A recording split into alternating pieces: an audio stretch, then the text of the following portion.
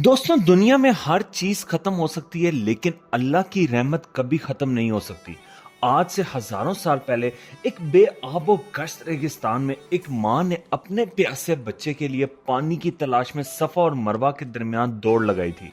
ना उसके पास कोई मदद थी, ना आसपास जिंदगी का निशान। मगर उस माँ का यकीन इतना गहरा था, उसकी दुआ इतनी शिद्दत भरी थी कि जख्मी जमीन में से रहमत का चश्मा फूट पड़ा। और उसी चश्मे का नाम है जमजम। ये पानी सिर्फ प्यास बुझाने के लिए नहीं, ये सब्र, यकीन और कुदरत का पैगाम है। आज की वीडियो आपको सिर्फ जमजम की कहानी नहीं बताएगी, बल्कि इस कहानी के पीछे छुपे मौजज़े, इसकी सदियों से जारी रहने वाली कुव्वत और कुरान, हदीस और साइंस की रोशनी में इसका राज समझाएगी।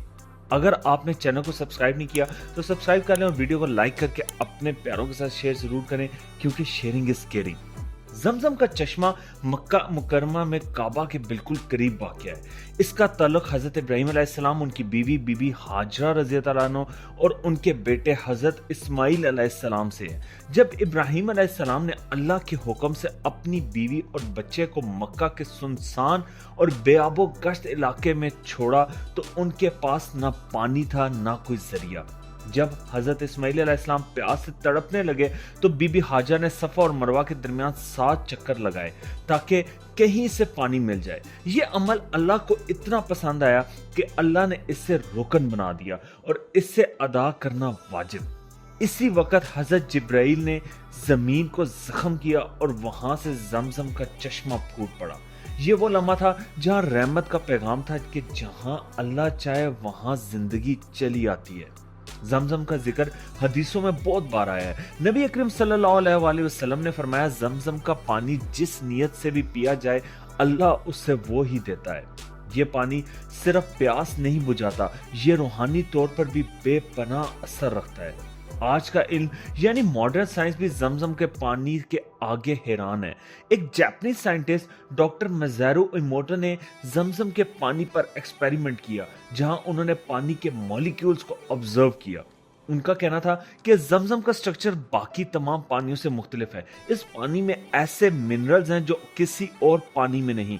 इसका केमिकल कंपोजिशन इतना स्टेबल है कि इसमें कभी किसी तरह का फंगस या बैक्टीरिया डेवलप नहीं होता और ये सेल्फ प्योरीफाइंग होता है। आज भी जब दुनिया भर में पानी की शॉर्टेज या पोल्यूशन का इशू है, वहां जमजम का चश्मा रोज हजारों गैलन निकलता है और कभी सूखा नहीं। सऊदी गवर्नमेंट ने इस पानी को टेस्ट करने के लिए एडवांस लैब्स में भेजा और रिजल्ट्स ये आए कि जमजम का TDS यानी total dissolved solids level perfect है, ना ज्यादा ना कम। ये पानी हर तरीके से फिट फॉर कंजप्शन है और इसमें नेचुरल कैल्शियम, मैग्नीशियम और फ्लोराइड भी मौजूद होता है, जो सेहत के लिए फायदेमंद है। सबसे अजीब बात यह है कि इतने सालों में इस चश्मे का लेवल कभी नीचे नहीं गया, जबकि हर साल लाखों लोग ये पानी इस्तेमाल करते हैं। एक और हैरत अंगेज बात यह है कि जमजम का चश्मा काबा के बिल्कुल नीचे से फूटता है, जो ग्रेनाइट रॉक के बीच से निकलता है। नॉर्मल तौर पर ग्रेनाइट में पानी रिटेन नहीं होता, लेकिन अल्लाह की कुदरत का करिश्मा देखिए कि यहां से बहता रहता है बिना किसी रुकावट के।